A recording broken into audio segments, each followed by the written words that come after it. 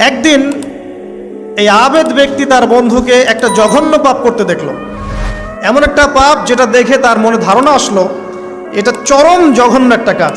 তখন সে মুখ ফসকে বলে ফেলল যে আল্লাহ তোকে আর মাফ করবে না, আল্লাহ তোকে জান্নাত দিবে না। আল্লাহ রাব্বুল আলামিন মালাকুল মউতকে এই দুজনের কাছে পাঠালেন, দুজনের রূহকে কবজ করা হলো। এবার আল্লাহ পাক তার সামনে তাদেরকে উপস্থাপন করে বললেন যে তোমাকে আমার রহমত সম্পর্কে কে গ্যারান্টি দিয়েছে যে আমি কাউকে রহমত করব কি করব না?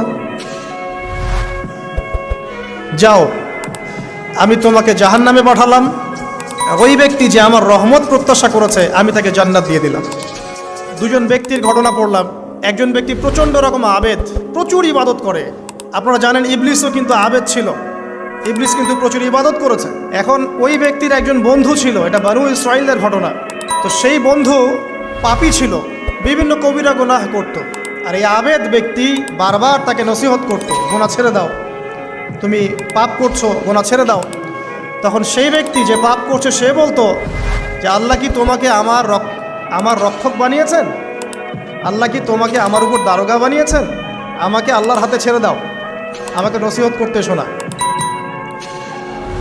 দেখুন, এই হাদিসটা শুনলে মনে হয় বাহ্যিক হয়তো বা মুখের একটা কথার কারণেই সে জাহান্নামে চলে গেল। আসলে বিষয়টা এমন নয়। বিষয়টা আমি আপনাকে বোঝাচ্ছি। বিষয়টা হচ্ছে ইবলিসের মতো। ইবলিস কিন্তু শুধু মন থেকেই বলেনি যে খলাকতানি মিন নার ওয়া খলাকতাহু মিন তিন, আমি কেন তাকে সেজদা করব আদমকে? আদম তো মাটির তৈরি আর আমি তো আগুনের তৈরি। এটা ইবলিসের শুধু মৌখিক স্টেটমেন্ট ছিল না, কারণ কি ছিল? আবা ওয়াস্তাকবার, সে উদ্ধত হয়েছিল, অহংকার প্রদর্শন করেছিল। ভিতর থেকে ইন্টারনালি সে অহংকারী ছিল, সে আন্ডার এস্টিমেট করে কথাটা বলেছে, শুধু মৌখিকভাবে বলে নাই। কিন্তু ঠিক এই ব্যক্তির ঘটনা এমনই, সে মন থেকে অহংকারী হয়ে উঠেছিল, যদিও বা সে আবেদ ছিল। এখানে আমরা যারা প্র্যাকটিসিং মুসলিম হওয়ার চেষ্টা করছি, আমাদের জন্য এখানে নিদর্শন আছে। অচক্ষ নামাজ পড়েই ভেবে বসবেন না যে অনেক কিছু করে ফেলছে, এক চিল্লা দিয়ে মনে করে ফেলবেন না যে দিনের জন্য অনেক কিছু করে ফেলছে। একটা হজ করেছেন, ওমরা করেছেন, সিয়াম রেখেছেন, দিনের জন্য দান সদকা করেছেন, একটা মাদ্রাসা মসজিদ করেছেন, ভেবে বসবেন না আপনি সব অনেক কিছু করে ফেলেছেন এবং অন্যরা সব ককরোচ তেলাপোকা, ওরা জাহান্নামে যাবে, এমনটা মনে করবেন। জানি না আমরা যে কার আমলের কতটুকু আল্লাহর কাছে কবুল হচ্ছে।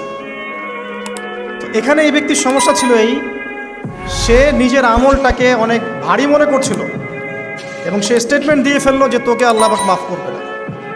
এই একটা কথা মন থেকে বলার কারণে তার ইহকাল পরকাল দুটা বরবাদ হয়ে গেল, সে জাহান্নামে চলে গেল।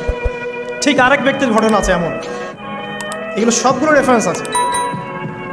এক ব্যক্তি প্রচুর ইবাদত করত, আল্লাহ পাক তার ইবাদত করার জন্যে পাহাড়ের চূড়ায় একটা সুন্দর ব্যবস্থাও করে দিয়েছিলেন। সেখানে ডালিম গাছ হতো, ঝর্ণা আসতো, খাবারের কোনো অভাব নাই।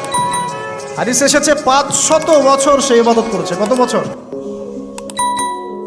কিয়ামতের মাঠে এই ব্যক্তির অবস্থা এমন হবে, তাকে জান্নাতে প্রবেশ করানোর জন্য নিয়ে যেতে বলা হবে যাও আমার রহমতে জান্নাতে চলে যাও। আল্লাহ পাক তাকে এই কথাটা বলবেন। কিন্তু এই ব্যক্তি বলবে আমার আমলের কারণে আল্লাহ পাক বলবেন আমার রহমতে জান্নাতে চলে যাও। ব্যক্তি বলবে আমার আমলের কারণে। আল্লাহ রাব্বুল আলামিন তখন তাকে দেওয়া সমস্ত নেয়ামতগুলোকে এক পাল্লায় করবেন আর তার সমস্ত আমলকে আরেক পাল্লায় করবেন। তারপর দেখা যাবে আল্লাহর সমস্ত নেয়ামত তার একটা চোখের সমান হয় নাই। কথা কি বুঝতে পারছেন? একটা চোখের যে নেয়ামত আল্লাহ পাকের, সমস্ত আমল ও 500 বছরের ইবাদত এতটুকু হয়নি। তারপর তাকে বলা হবে ওকে জাহান্নামে নিয়ে যাও। এবার জাহান্নামে যাওয়ার সময় সে বলবে আল্লাহ তোমার রহমতে আমাকে মাফ করে দাও। তখন আল্লাহ পাক তাকে আবার ডেকে নিয়ে আসবে, বলবেন যে তোমাকে যে আমি ইবাদত করার জায়গা করে দিয়েছিলাম, এটাকে তুমি নিজে করেছো না আমি করেছি? সে বলবে আপনি করেছেন। তোমাকে যে আমি সৃষ্টি করেছিলাম তখন কি তুমি কোন আমল করেছিলে? বলবে না। তাহলে তোমাকে যে সৃষ্টি করেছি আমি, এটা কি তোমার আমলের কারণে? না। তোমাকে সারা দুনিয়াতে এত নিয়ামত দিয়েছি, এটা কি তোমার আমলের কারণে? সে বলবে না। তখন তাকে জান্নাতে প্রবেশ করানো হবে। কিয়ামতের মাঠে এমন অনেক ঘটনা ঘটবে যেটা আমাদের চিন্তার বাইরে। আরেকজন ব্যক্তিকে ডেকে আনা হবে, যে ব্যক্তি একটা দুটা নয় বরং 100টা খুন করেছে। সে 99 জন মানুষকে হত্যা করার পর ফতোয়া খুঁজে বেড়াচ্ছিল যে আমার তওবা কবুল হবে কিনা। একজন আবেদের কাছে গিয়েছে। আবেদ আর আলেম কিন্তু এক জিনিস না। আবেদ মানে যে প্রচুর ইবাদত করে, তার জ্ঞান কম, সে শুধু জানে কিভাবে ইবাদত করতে হয়। আলেম হচ্ছে সে যে শরীয়তের গভীর জ্ঞান জানে, আবার ইবাদতও করে। আবার যারা জ্ঞান আছে আমল নাই, সেও কিন্তু প্রকৃত আলেম না। প্রচুর জ্ঞান আছে কিন্তু জ্ঞান অনুযায়ী আমল করে না, সেও কিন্তু প্রকৃত আলেম নন। এবার আসেন, তো এই আবেদের কাছে গিয়ে সে বলছে আমার কি ক্ষমা হবে, আমি 99টা খুন করেছি। সে বলল তোমার আবার ক্ষমা, তোমার ক্ষমা নাই। তখন এই ব্যক্তি এই আবেদকে হত্যা করে 100টা খুন পূর্ণ করলো, ওকেও সে মেরে ফেলছে। আমার ক্ষমাই হবে না তো তোর বেঁচে থাকার কি দরকার, তুইও মর।